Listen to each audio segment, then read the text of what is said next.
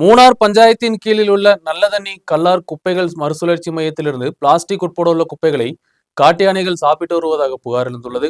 காட்டு யானைகள் பிளாஸ்டிக் உட்பட உள்ள குப்பைகளை சாப்பிடுவதால் காட்டு யானைகளின் உடல்நலம் பாதிக்கும் என்றும் ரிப்போர்ட் வெளிவந்துள்ளது. மூணார் கிராம பஞ்சாயத்திற்கு சொந்தமான கல்லார் குப்பைகள் மறுசுழற்சி மையத்தின் பகுதியில் நிரந்தரமாக சுற்றித் திரியும் காட்டு யானைகள் தான் பிளாஸ்டிக் உட்பட உள்ள குப்பைகளை சாப்பிட்டு வருகின்றன. இதுபோன்று பிளாஸ்டிக் குப்பைகளை சாப்பிடுவது காட்டு யானைகளின் உடல்நலத்தை பாதிக்கும் என்றும் அதிகாரிகள் தெரிவித்துள்ளனர்.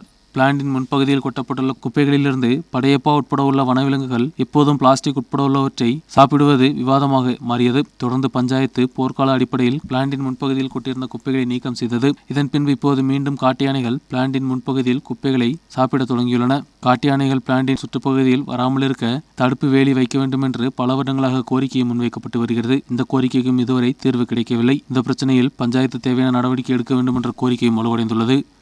News bureau, Munnar.